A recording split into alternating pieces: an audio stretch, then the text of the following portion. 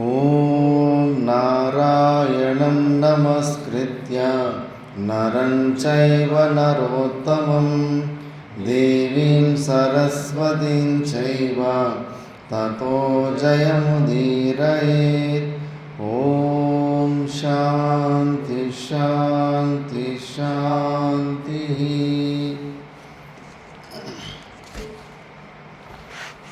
ನಾವು ಮಹಾಭಾರತದ ಆದಿ ಪರ್ವದಲ್ಲಿ 3ನೇ ಅಧ್ಯಾಯದ ಬಗ್ಗೆ ವಿಚಾರ ಮಾಡ್ತಿದ್ವಿ.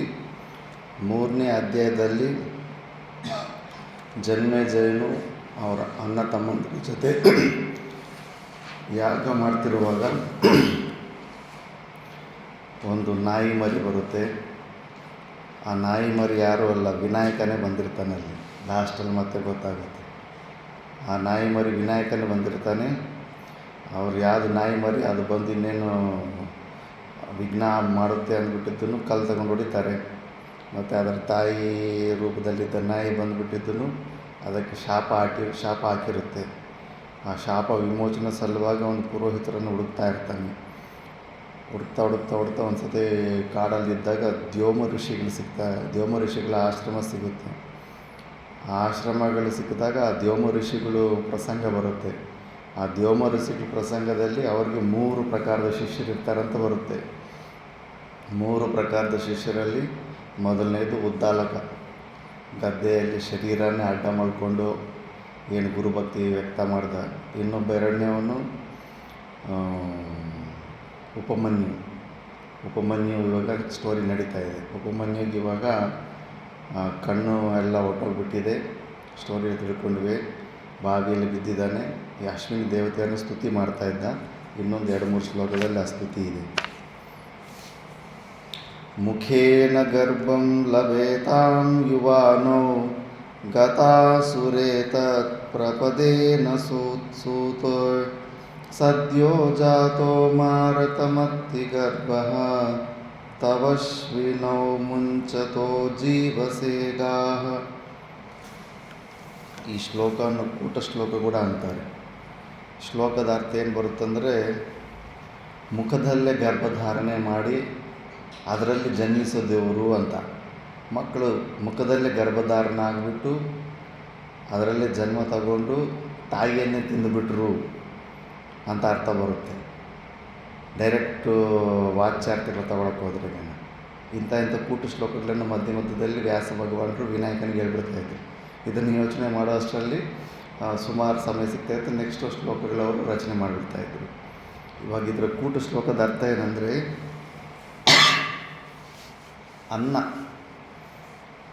ಅನ್ನದ ವಿಕಾರ್ಯನೇ ಒಳಗಡೆ ಗರ್ಭದಲ್ಲಿರುವಂಥದ್ದು ಜೀವ ಯಾರೇ ಆಗಲಿ, ಅನ್ನದ ವಿಕಾರದಿಂದನೇ ಉತ್ಪನ್ನವಾದ ಮುಖ ಜಾಗದಲ್ಲಿ ಕೂಡ ಅನ್ನನೇ, ಅಂದರೆ ಒಂದೇ ಪದಾರ್ಥ ಅನ್ನನೇ ಆ ಶರೀರ ಜೀವನ ಶರೀರವಾಗಿದ್ದು, ಆ ಶರೀರ ಮತ್ತೆ ಗರ್ಭದಿಂದ ಹೊರಗಡೆ ಬಂದ ಮೇಲೆ ಮತ್ತೆ ಅನ್ನನೇ ಆಹಾರವಾಗಿ ತಗೊಳುತ್ತೆ. ಅಂದರೆ ತಾಯಿಯ ಸ್ತನ್ಯಪಾನವನ್ನು ಮಾಡುತ್ತೆ. ತಾಯಿಯ ಸ್ತನ್ಯಪಾನ ಮಾಡೋದನ್ನು ತಾಯಿಯೇ ಹೋಗಿ ತಿನ್ನುತ್ತೆ ಅಂತ. ತಾಯಿ ಅನ್ನ ತಿಂದ ಅನ್ನದಿಂದ ಗರ್ಭಧಾರಣೆ ಆಯಿತು. ಗರ್ಭದಿಂದ ಹೊರಗಡೆ ಮಗು ಬಂದು ಮತ್ತೆ ತಾಯಿಯೇ ತಿನ್ನಕ್ಕೆ ಹೋಯಿತು. ಅಂದರೆ ಜೀವಸ್ಯ ಭೋಜನಂ ಅಂತ ಶಾಸ್ತ್ರ ಹೇಳುತ್ತೆ. ಒಂದು ಜೀವ ಇನ್ನೊಂದು ಜೀವಕ್ಕೆ ಭೋಜನ ಆಗಿಬಿಡ್ತಾನೆ ಅಂದ್ಬಿಟ್ಟು ಈ ಪ್ರಪಂಚದಲ್ಲಿ. ಅದೇ ಥರ ಈ ಥರ ಕ್ರಮಗಳಿಂದ ಅದರಲ್ಲಿ ನಾವು ಅರ್ಥ ಮಾಡ್ಕೋಬೇಕು. ಇದರಲ್ಲಿ ತುಂಬ ರಹಸ್ಯ ಅಡಗಿರುತ್ತೆ. ಅಂದರೆ ನಮ್ಮ ಜನ್ಮಗಳು ನಾವೇನಿದೆಯೋ ನಾವು ಹೀಗೆ ಹೊಸದಾಗೇನು ಹುಟ್ಟಿಲ್ಲ. ಪೂರ್ವ ಜನ್ಮದಿಂದ ಕೂಡ ನಾವು ಸಂಸ್ಕಾರ ಬಂದಿದ್ದೀವಿ ಅನ್ನೋದಕ್ಕೆ ಈ ಸಣ್ಣ ಮಗು ದೃಷ್ಟಾಂತದಲ್ಲೇ ಗೊತ್ತಾಗುತ್ತೆ. ಈಗ ಸಣ್ಣ ಮಗು ಸ್ತನ್ಯಪಾನ ಮಾಡುವಾಗ ಅವನಿಗೆ ಸ್ತನ್ಯದಲ್ಲಿ ಹಾಲಿರುತ್ತೆ, ನನಗೆ ತಿನ್ನೋ ಆಹಾರ ಇರುತ್ತೆ ಅಂತ ಅವ್ನಿಗೆ ಏನು ಗೊತ್ತಿರುತ್ತೆ? ಯಾರು ಹೇಳ್ಕೊಟ್ರು ಅವನಿಗೆ? ಹಸುಕರುಗಳೇನೋ ಇಲ್ಲಿ ಹುಡ್ತಾ ಇರ್ತಾರೆ. ಇಲ್ಲೇನೋ ಊರಲ್ಲೇನೋ ಹುಟ್ಟಿರುವ ಹಸುಕರುಗಳಿಗೆ ಮನುಷ್ಯರೇ ಅದನ್ನು ಇಟ್ಕೊಂಡು ಹಿಂದುಗಡೆ ಸ್ತನವನ್ನು ತೋರಿಸಿ ಹಾಲು ಕುಡಿಸೋದು, ಇಲ್ಲ ಬೆರಳಿಟ್ಟು ತೋರಿಸೋದು ಇವೆಲ್ಲ ಮಾಡ್ತಿರ್ತಾರೆ. ಕಾಡಲ್ಲಿ ಹುಟ್ಟಿರೋ ಕರುಗಳು ಅವಕ್ಕೆ ಯಾರು ಹೇಳ್ಕೊಡ್ತಾರೆ? ಅವಕ್ಕೆ ಹಿಂದುಗಡೆ ಅಲ್ಲೇ ನನ್ನ ಆಹಾರ ಇದೆ, ಅದು ಕುಡಿಬೇಕಂತ ಯಾರು ಹೇಳ್ಕೊಡ್ತಾರೆ? ಆ ಸಂಸ್ಕಾರ. ಸಣ್ಣ ಮಗು ಕೂಡ ತಾಯಿ ತಗೊಂಡು ಸ್ತನ್ಯಪಾನ ಮಾಡಿಸ್ಬೋದು. ಆದರೆ ಈಗ ಅಲ್ಲಿ ಸ್ತನ್ಯದ ಹತ್ರ ತಗೊಂಡು ಹೋದ್ಮೇಲೆ ಅದರಿಂದ ಹಾಲು ಬರುತ್ತೆ ಅಂತ ಮಗುಗೆ ಏನು ಗೊತ್ತಿರುತ್ತೆ? ಸಂಸ್ಕಾರಗಳು. ಇದನ್ನು ನಾವು ದೃಢವಾಗಿ ಉಪನಿಷತ್ತಲ್ಲೆಲ್ಲ ಪ್ರಮಾಣ ಬರುತ್ತೆ. ಇದರಿಂದ ನಾವು ಪೂರ್ವ ಜನ್ಮದಲ್ಲಿಂದ ಪ್ರತಿಯೊಂದು ಸಂಸ್ಕಾರವನ್ನು ನಾವು ತಗೊಂಡು ಬರ್ತೀವಿ.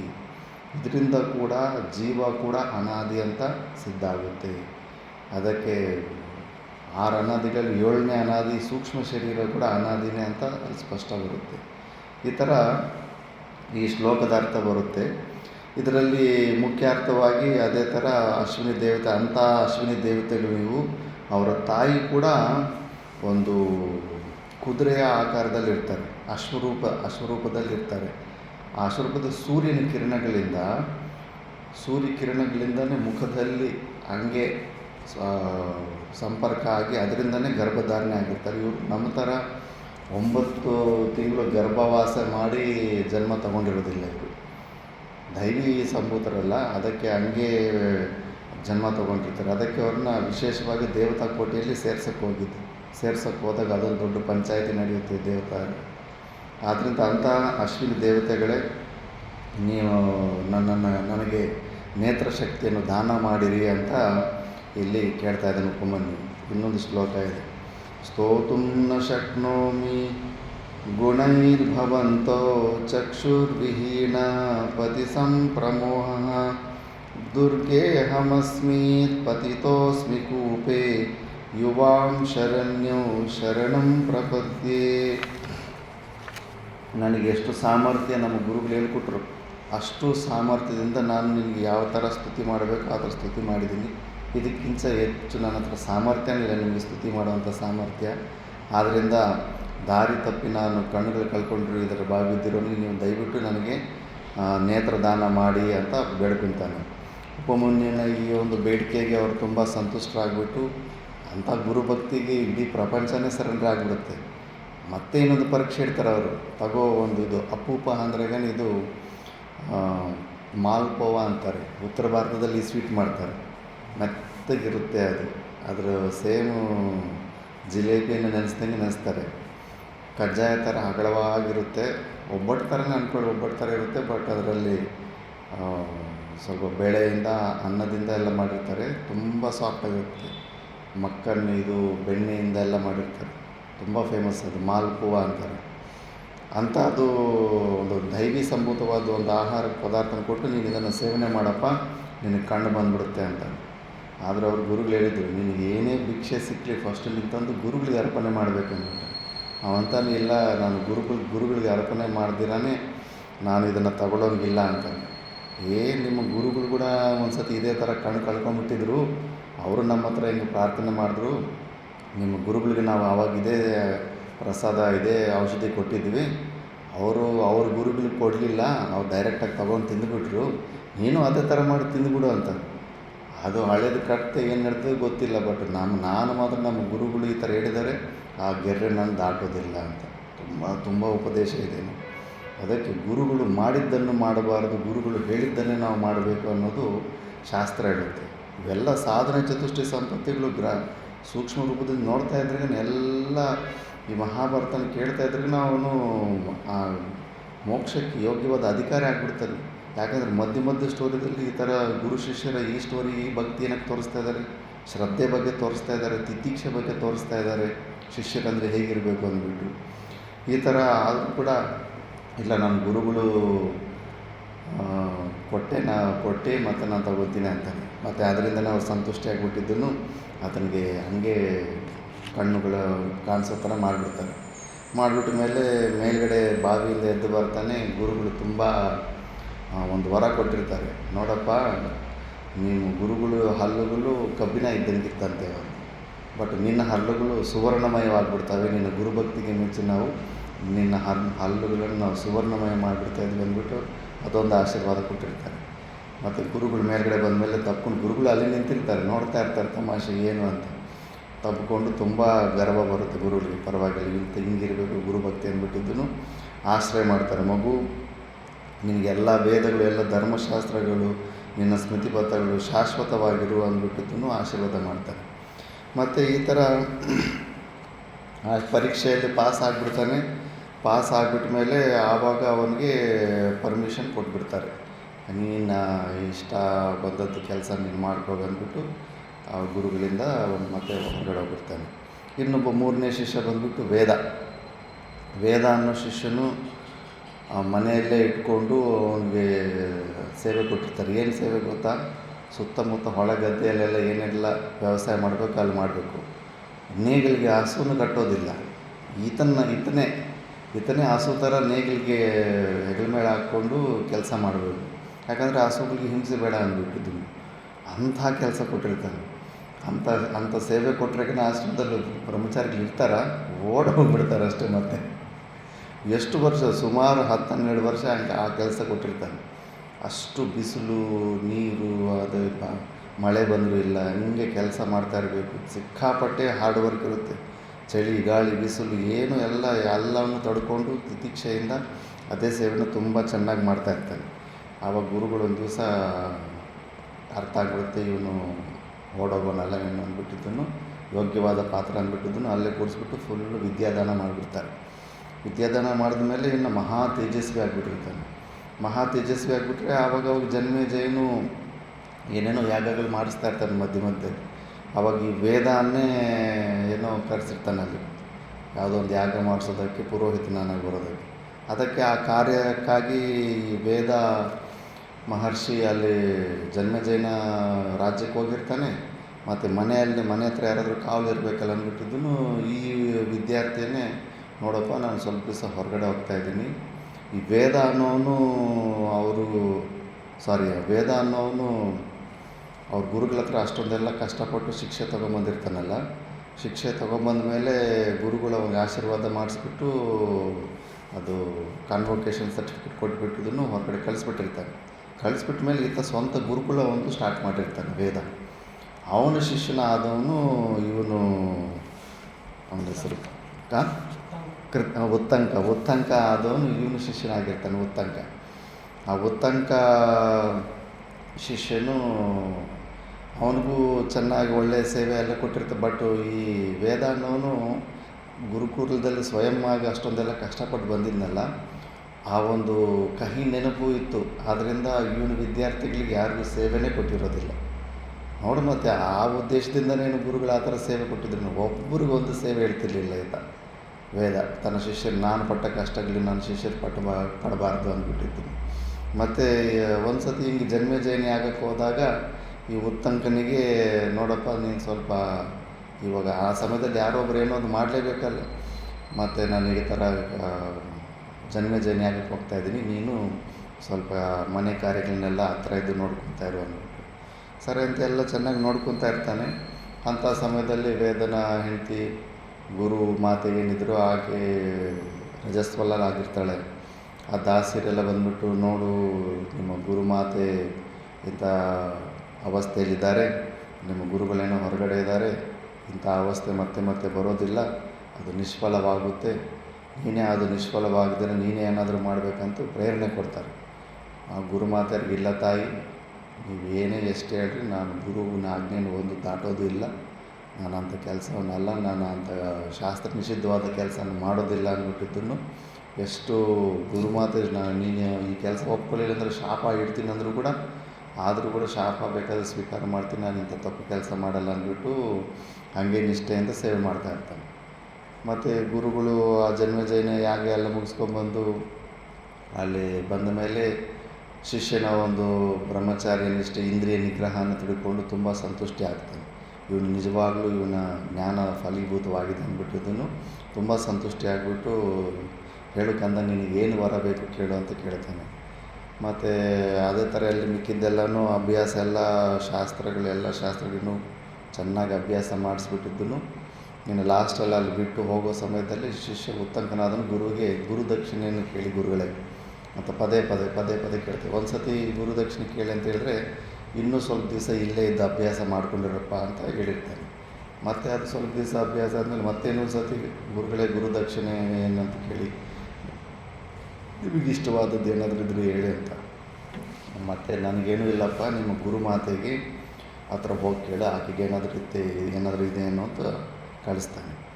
ಆಗ ಅವಾಗ ಗುರುಮಾತೆ ಹೋಗಿಬಿಟ್ಟಿದ್ದನು. ಆಕೆಗೆ ಪುಷ್ಯರಾಜನ ಹೆಂಡತಿಯ ಕಿವಿಯಲ್ಲಿ ಓಳೆ ಇರ್ತದೆ, 2 ಓಳೆ, ಏನೋ ಅವು ದಿವ್ಯವಾದ ಓಳೆಗಳು, ಅದಕ್ಕೊಂದು ಚರಿತ್ರೆ ಇರುತ್ತೆ. ನೀನು ಹೋಗ್ಬಿಟ್ಟು ಆ ಓಲೆಯನ್ನು ದಾನ ರೂಪದಲ್ಲಿ ತಗೊಂಡು ಬಂದು ನನಗೆ ಕೊಡಬೇಕು, 4 ದಿವಸದೊಳಗಡೆ ನೀನು ಕೊಡಬೇಕು ಅಂತ ಉತ್ತಂಕನಿಗೆ ಹೇಳ್ತಾಳೆ. ಸರಿ ಅಂತ ಆಜ್ಞೆ ಅಂತೆ. ಆ ಪೌಷ ರಾಜ ಇರ್ತಾನೆ, ಶ್ರೇಷ್ಠ ರಾಜ. ಪೌಷ ಮಾಸ, ಪೌಷ ನಕ್ಷತ್ರ, ಇವನ ಹೆಸರಿಂದನೇ ಎಲ್ಲ ಇರುತ್ತೆ. ಅದಕ್ಕೊಂದು ಚರಿತ್ರೆ ಇದೆ. ಮತ್ತು ಅಲ್ಲಿ ಹೋಗಿ ಈ ಥರ ರಾಜನ ಹತ್ರ ಹೋಗ್ಬಿಟ್ಟು ಎಲ್ಲ ವಿದ್ವತ್ತಿಂದ ದಾನ ಕೇಳ್ತಾನೆ. ಅವನು ಸಂತೋಷ ಆಗ್ತಾನೆ. ಸರಿ, ಹೋಗಿ ನಮ್ಮ ಅಂತರಂಗದಲ್ಲಿ ನಮ್ಮ ರಾಣಿ ಇರಬೇಕು, ಅವ್ರ ಹತ್ರ ಹೋಗಿ ನೀವು ಕೇಳೋಗಿ ಅಂತ ಕಳಿಸ್ತಾನೆ. ಹೋಗಿ ನೋಡಿದ್ರೆ ಅಲ್ಲಿ ಯಾರೂ ಕಾಣಿಸ್ಲಿಲ್ಲ ಅಂತ ಹೊರಗಡೆ ಬಂದುಬಿಟ್ಟಿದ್ದು. ರಾಜ ನನ್ನ ಜೊತೆ ತಮಾಷೆ ಮಾಡ್ತಾಯಿದ್ದಾನೆ ಅಂದ್ಬಿಟ್ಟು ಸ್ವಲ್ಪ ಕೋಪಗೊಂತಾನೆ. ನನ್ನ ಜೊತೆ ನೀವು ಈ ಥರ ತಮಾಷೆ ಮಾಡ್ತಾರೆ, ಒಳಗಡೆ ಇಲ್ಲವೇ ಇಲ್ಲ ರಾಣಿ ಅಂದರೆ, ಇಲ್ಲ ರಾಜನ ಗೊತ್ತು ಒಳಗಡೆನೇ ಇದೆಲ್ಲ ರಾಣಿ ಅಂದ್ಬಿಟ್ಟು. ಮತ್ತು ರಾಜನಿಗೆ ಸ್ಮರಣೆ ಆಗುತ್ತೆ. ಪೌಷರಾಜನ ಹೆಂಡತಿ ಪತಿವ್ರತೆ ಆಗಿರ್ತಾಳೆ. ಪತಿವ್ರತೆ ಅವರು ಸ್ವಲ್ಪ ದೋಷ ಇದ್ದವ್ರ ದೃಷ್ಟಿಗೆ ಗೋಚರ ಆಗೋದಿಲ್ಲ. ಅದಕ್ಕೆ ಅಂತಲೇ ಉತ್ತಂಕನೇ ನೀವೇನೋ ಸ್ವಲ್ಪ ಅಶುದ್ಧಿಯ ವಿಚಾರ, ಏನೋ ಒಂದು ಕಾರ್ಯ ಮಾಡಿದ್ದೀರಾ, ಅದನ್ನು ನೀವು ತಿಳ್ಕೊಳ್ಳಿ, ಅದಕ್ಕೆ ನಿಮಗೆ ದರ್ಶನ ಆಗಿಲ್ಲ ಅಂತ. ಅವನು ಒಂದು ದಿವಸ ನಿಂತ್ಕೊಂಡೇ, ಬೇಗ ಸಮಯ ಇಲ್ಲ ನಿಂತ್ಕೊಂಡೇ ಆಚರಣೆ ಮಾಡಿಬಿಟ್ಟಿರ್ತಾರೆ. ಆಚರಣೆ ಯಾವತ್ತಾದರೂ ಕೂತ್ಕೊಂಡೇ ಮಾಡಬೇಕಾಗುತ್ತೆ. ನಿಂತ್ಕೊಂಡು ನಡ್ಕೊತ ಆಚರಣೆ ಮಾಡಬಾರ್ದು. ಆ ದೋಷದಿಂದ ಮತ್ತೆ ಅಲ್ಲಿ ಕೂತ್ಕೊಂಡು ಮತ್ತೆ ಅದಕ್ಕೆ ದೋಷ ಪ್ರಾಯಶ್ಚಿತ್ತ ಮಾಡಿಕೊಂಡು ಮತ್ತೆ ಒಳಗಡೆ ಹೋದ್ರಾಗ ಮತ್ತೆ ದರ್ಶನ ಆಗುತ್ತೆ. ದರ್ಶನ ಆದಮೇಲೆ ಆ ಥರ ಪೌಷರಾಜನ ಹೆಂಡತಿಯನ್ನು ಕೇಳಿದ್ರಾಗ ಆಕೆಯೂ ಸಂತುಷ್ಟಿ ಆಗ್ತದೆ. ಸರಿ ಬಿಡು, ಇಂಥ ಉತ್ತಮವಾದ ಗುರು ಭಕ್ತ ಆಯಿತಾ ಅಂದ್ಬಿಟ್ಟಿದ್ರು. ಒಂದು ವಾರ್ನಿಂಗ್ ಹೇಳಿಬಿಟ್ಟು ಕಳಿಸ್ತಾರೆ. ನೋಡಪ್ಪ, ಈ ಓಳೆಗಳ ಮೇಲೆ ತಕ್ಷಕನ ಕಣ್ಣಿದೆ, ಹುಷಾರು. ಆವತ್ತಿಂದ ಈ ಓಳೆಗಳನ್ನು ಕದಿಬೇಕಂತ ನೋಡ್ತಾ ಇದ್ದಾನೆ, ಹುಷಾರಾಗಿರೋ. ಅಂದರೆ ನನ್ನನ್ನು ಮುಟ್ಟೋ ಸಾಮರ್ಥ್ಯ ತಕ್ಷಣಿಗಿಲ್ಲ ಅಂತ ಅಂದ್ಬಿಟ್ಟಿದ್ದು ಧೈರ್ಯದಿಂದನೇ ತಗೊಂಡು ವಾಪಸ್ ಬರೋಕ್ಕೆ ಹೋಗ್ತಿರ್ತಾನೆ. ಅಷ್ಟರಲ್ಲಿ ರಾಜ, ಋಷಿವರ್ಯರೇ, ಇಂಥ ಒಳ್ಳೆ ದಿವಸ ಅಷ್ಟು ದೂರದಿಂದ ಬಂದಿದ್ದೀರಿ, ನಮ್ಮ ಆತಿಥ್ಯನ ಊಟ ಮಾಡಿದ್ರೇ ಹೋಗ್ಬಿಟ್ರೆ ನಮಗೆ ಪಾಪ ಉಂಟಾಗುತ್ತೆ. ನೀವು ಇಲ್ಲಿ ಭೋಜನ ಊಟ ಮಾಡೇ ಹೋಗ್ಬೇಕಂದ್ಬಿಟ್ಟು ಆತಿಥ್ಯನ ಸ್ವೀಕಾರ ಮಾಡೇ ಹೋಗ್ಬೇಕಂತ ಫೋರ್ಸ್ ಮಾಡ್ತಾರೆ. ಸರಿ ಅಂತ ಊಟಕ್ಕೆ ಕೊಡ್ತಾನೆ. ಊಟ ಕೊಡಿದಾಗ ತಿನ್ನೋ ಊಟದಲ್ಲಿ ಕೂದಲು ಸಿಕ್ಬಿಡುತ್ತೆ. ಕೂದಲು ಸಿಗೋದು ಅದು ಸಣ್ಣ ಮಿಸ್ಟೇಕ್ ಅಲ್ಲ, ದೊಡ್ಡ ಮಿಸ್ಟೇಕು. ಶಾಸ್ತ್ರದ ಪ್ರಕಾರದಲ್ಲಿ ನಿರ್ಲಕ್ಷ್ಯದಿಂದ ಮಾಡಿದ್ದಾರೆ ಅಂತ. ಅದು ಇದು ಮಾಡೋ ಸಮಯದಲ್ಲಿ ನಿರ್ಲಕ್ಷ್ಯದಿಂದ ಮಾಡಿರ್ತಾರೆ ಅಂದ್ಬಿಟ್ಟು ತುಂಬ ದೊಡ್ಡ ಅಫೆನ್ಸಿವ್. ಅದು ಮುಟ್ಟೋದಿಲ್ಲ. ಮತ್ತು ಉತ್ತರ ಭಾರತದಲ್ಲಿ ಕೂಡ ಅಷ್ಟೇ, ಕೂದಲಿಗೆ ಏನಾದರೂ ಕಾಣಿಸ್ತಂದ್ರೆ ಅಷ್ಟೇ ಊಟ ಮತ್ತೆ ಪಕ್ಕಕ್ಕೆ ಇಟ್ಬಿಡ್ತಾರೆ. ಇನ್ನು ಅವಧೂತರ ಆದರೆ ಅವ್ರಿಗೆ ಲೆಕ್ಕ ಇರೋದಿಲ್ಲ. ಅವೆಲ್ಲ ಕೂದಲಿಗೆ ಅವೆಲ್ಲ ಸೈಡ್ ತೆಗೆದು ಬಿಡ್ತಾರೆ. ಬಟ್ ಅದು ತುಂಬ ಸೀರಿಯಸ್ ಅಫೆನ್ಸ್ ಆಗಿರುತ್ತೆ. ಅದರಿಂದ ಕೋಪ ಬಂದುಬಿಟ್ಟಿದ್ದು, ನನಗಿಂತ ಅಶುದ್ಧಿ ಊಟ ನೀಡ್ತೀಯ ಅಂದ್ಬಿಟ್ಟಿದ್ದು ಶಾಪ ಇಟ್ಬಿಡ್ತಾನೆ ಪೌಷರಾಜನಿಗೆ ಉತ್ತಂಕ.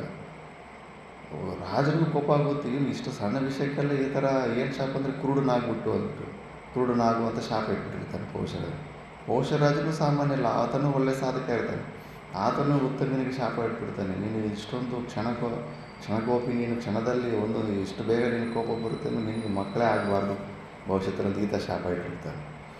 ಮತ್ತು ಉತ್ತಂಕನೂ ಎಕ್ಸ್ಪ್ಲೇನ್ ಮಾಡ್ತಾನೆ. ನೋಡು, ನಾನು ಶಾಪ ಇಟ್ಟಿದ್ದಕ್ಕೆ ಕಾರಣ ಇದೆ, ನೋಡು ಕೂದಲು ಬಂದು ನೋಡಂತ ನೋಡಿದ್ರೆ ಅದು ನಿಜವಾಗ್ಲೂ ಕೂದಲಿರುತ್ತೆ. ಆವಾಗ ರಾಜನಿಗೆ ಪಶ್ಚಾತ್ತಾಪ ಆಗುತ್ತೆ. ಹೌದಲ್ಲ, ಇದರಲ್ಲಿ ಅಶುದ್ಧಿ ಇತ್ತು, ಕೂದಲಿತ್ತು, ಅದಕ್ಕೆ ಅವನು ಶಾಪ ಇಟ್ಟಿದ್ದಾನೆ, ನಾನು ಶಾಪ ಇಡಬಾರ್ದಾಗಿತ್ತು. ಬಟ್ ಏನು ಮಾಡಿ ಒಂದು ಸತಿ ಹೊರಗಡೆ ಬಂದುಬಿಟ್ರೆ ಅಷ್ಟೇ, ಶೂಟೆಡ್ ಆರೋ ಥರ. ನಿನ್ನ ಶಾಪನ ಹಿಂದ್ಗಡೆ ತಗೋವಂಥ ಉತ್ತಂಕ ರಾಜನಿಗಂತಾನೆ. ರಾಜನಿಗೂ ಅದು ಇನ್ನೂ ಒಳಗಡೆ ಇನ್ನೂ ಕೋಪ ಹೋಗಿರಲ್ಲ. ಕ್ಷಮಿಸ್ಬೋದು ಆಗಿತ್ತು, ಶಾಪ ಕೊಡಬೇಕಾದ ಅವಶ್ಯಕತೆ ಏನಿತ್ತು, ಕ್ಷಮಿಸ್ಬೋದಾಗಿತ್ತು ಅಂದ್ಬಿಟ್ಟು ಇನ್ನೂ ಒಳಗಡೆ ಹೋಗಿದ್ದು ನನಗೆ ತಗೊಳಕ್ಕಾಗ್ತಾಯಿಲ್ಲ ಶಾಪ ಅಂತ. ಉತ್ತಂಕನ ನೀವಾದರೂ ನನ್ನ ಮೇಲೆ ಹಾಕಿರೋ ಶಾಪ ವಾಪಸ್ ತಗೊಳ್ಳಂದರೆ, ಇಲ್ಲ ನನ್ನ ಮುಖದಿಂದ ಒಂದು ಸತಿ ಹೊರಗಡೆ ಬಂತಂದರೆ ಅದು ಹಾಗೆ ಬಿಡುತ್ತೆ ಅಂತ ಈತ ಉತ್ತಂಕ. ಸರಿ ಅಂತ ಪರಸ್ಪರ ಶಾಪಗಳು ಮತ್ತು ಉತ್ತಂಕ ಅಂತಾನೆ, ನೀನು ಶಾಪ ಕೊಟ್ಟರು ಕೂಡ ಅದು ನನ್ನ ಮೇಲೆ ಪ್ರಭಾವ ಬೀಳೋದಿಲ್ಲ ಬಿಡು, ನನ್ನ ಸಾಧನೆ ಬಲದಿಂದ ಅಂದ್ಬಿಟ್ಟು ಇನ್ನು ಹಂಗೆ ಅಂದ್ಕೊಂಡು ಸ್ವಲ್ಪ ಡಿಸ್ಸ್ಯಾಟಿಸ್ಫ್ಯಾಕ್ಷನಿಂದನೇ ಒಡವೆಗಳು ತಗೊಂಡು ಅದು ಬರ್ತಾಯಿರ್ತಾನೆ. ದಾರಿಯಲ್ಲಿ ಬರ್ತಾಯಿದ್ರೆ ಹಿಂದ್ಗಡೆ ಒಬ್ಬ ವಿಚಿತ್ರವಾಗಿ ನಗ್ನವಾದ ವ್ಯಕ್ತಿ ಫಾಲೋ ಆಗ್ತಾಯಿದ್ರೆ ಹಿಂದ್ಗಡೆ ತಿರುಗಿ ನೋಡ್ತಾ ಇರ್ತಾನೆ. ಮತ್ತು ನದಿ ತಟದಲ್ಲಿ ಸ್ವಲ್ಪ ಆಚರಣೆ ಮಾಡಿಕೊಂಡು ಸ್ನಾನ ಮಾಡಿಕೊಂಡು ಆಚರಣೆ ಮಾಡಬೇಕಂತ ಸ್ವಲ್ಪ ಆ ಲಗೇಜನ್ನು ಅಲ್ಲಿಟ್ಟು ಹೋದಾಗ ಆ ತಕ್ಷಕನೇ ಆ ರೂಪದಲ್ಲಿ ಬಂದು ಕದ್ಕೊಂಡು ಹೊರಟೋಗ್ಬಿಟ್ಟಿರ್ತಾನೆ. ಇನ್ನೇನು ಅಲ್ಲಿಂದ ಸ್ನಾನ ಮಾಡಿ ಓಡಿ ಬರೋ ಅಷ್ಟರಲ್ಲಿ ಎತ್ಕೊಂಡು ಓಡೋಗ್ತಿರ್ತಾನೆ. ಬೆನ್ನೆತ್ತಿ ಓಡೋದ್ರೂ ಕೂಡ ಇನ್ಯಾವುದಾದ್ರು ಬಿಲ್ಲು ಅಲ್ಲಿ ಎಲ್ಲೆಲ್ಲಿ ಸೇರಿಕೊಂಡು ನಾಗಲೋಕ ತನಕ ಹೊರಟೋಗ್ಬಿಟ್ಟಿರ್ತಾನೆ. ಮತ್ತು ಈತನೇನು ಕಡಿಮೆ ಇಲ್ಲ, ಉತ್ತಂಕ ಅಂತ ಉತ್ತಮ ಶಿಷ್ಯ. ಆ, ಆ ಬಿಲ್ಲನ್ನು ಹೊಡೆಯೋದಕ್ಕೆ ಸಣ್ಣ ಸಣ್ಣ ಕಟ್ಟಿಗೆಯಿಂದ ಆ, ರಂಧ್ರ ಮಾಡಿಕೊಂಡು ನಾಗಲೋಕಕ್ಕೆ ಹೋಗೋ ಪ್ರಯತ್ನ ಮಾಡ್ತಿರ್ತಾನೆ. ಸಣ್ಣ ಕಟ್ಟಿಗೆಯಿಂದ ಎಷ್ಟು ಅಗೆಯೋಕ್ಕಾಗುತ್ತೆ. ಮತ್ತು ಇಂದ್ರ ಮೇಲ್ಗಡೆಯಿಂದ ನೋಡಿರ್ತಾನೆ. ಇಂದ್ರನೂ ಮತ್ತು ವೇದ ಈ ಉತ್ತಂಕನ ಗುರುವಿಗೆ ಇಬ್ಬರು ಫ್ರೆಂಡ್ಸ್ ಆಗಿರ್ತಾರೆ, ಸ್ನೇಹಿತರಾಗಿರ್ತಾರೆ.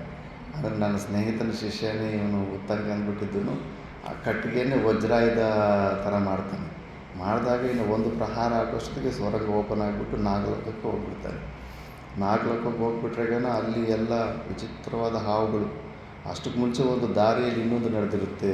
ಪೌಷ್ಯರಾಜನನ್ನು ಹೋಗ್ತಾ ಇರೋವಾಗಲೇ ಪೌಷ್ಯರಾಜನ ಹತ್ರ ಹೋಗೋಕೆ ಮುಂಚೆನೇ ಒಂದು ವೃಷಭ ವಾಹನದಿಂದ ಮೇಲ್ಗಡೆ ಒಬ್ಬ ವಿಶಾಲಕಾಯ ಶರೀರದ ಬಂದ್ಬಿಟ್ಟು ಈ ವೃಷಭದ ಸಗಣಿ ಮತ್ತು ಇದರ ಮೂತ್ರನ ನೀನು ಸೇವನೆ ಮಾಡು ಅಂತಾನೆ ಬಲವಂತವಾಗಿ. ಇದನಿಗೆ ಇಷ್ಟ ಇರೋದಿಲ್ಲ ಉತ್ತಂಕನಿಗೆ. ಇಲ್ಲ, ಇದು ನಿಮ್ಮ ಗುರುಗಳು ಕೂಡ ಇದೇ ಥರ ಮಾಡಿದ್ದಾರೆ, ನೀನು ಮಾಡಲೇಬೇಕು ಅಂತಾನೆ. ಆವಾಗ ಸ್ವಲ್ಪ ಮಾಡಿರ್ತಾನೆ. ಆ ವೃಷಭದಲ್ಲಿ ಇಂದ್ರದೇವನೇ ಬಂದಿರ್ತಾನೆ ಆ ರೂಪದಲ್ಲಿ, ಮತ್ತೆ ಗೊತ್ತಾಗುತ್ತೆ.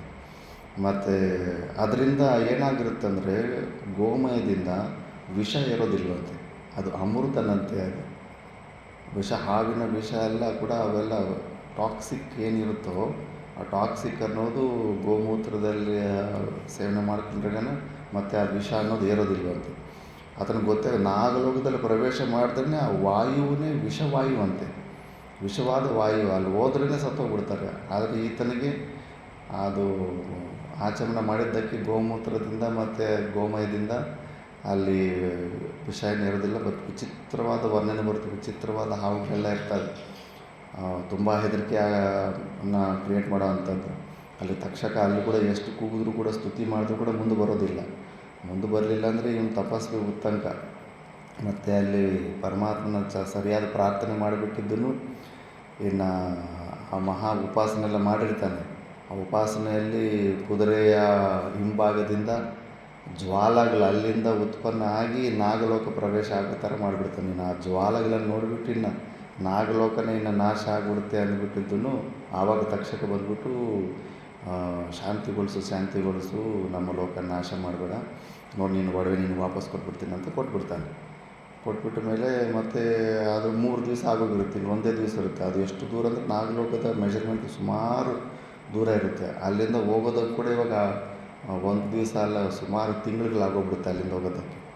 ಆ ಥರ ಚಿಂತನೆ ಮಾಡ್ತಾಯಿದ್ರಿಗೆ ಇನ್ನು ತಕ್ಷಕ ಆ ಕೋಪದಿಂದ ಮತ್ತೆ ಇನ್ನು ಸುಟ್ಬಿಡ್ತಾನೆ. ನೀವು ಚಿಂತೆ ಮಾಡಬೇಡ, ನಿನ್ನ 1 ದಿವಸದಲ್ಲಿ ನಿಮ್ಮ ಗುರುಮಾತೆಗೆ ಏನು ಮಾತು ಕೊಟ್ಟಿದ್ದೀರೋ ಆ ಸಮಯಕ್ಕೆ ನಾನು ಇಲ್ಲಿಂದ ವಾಹನದಲ್ಲಿ ಕಳಿಸ್ತೀನಿ ಅಂದ್ಬಿಟ್ಟಿದ್ದನು.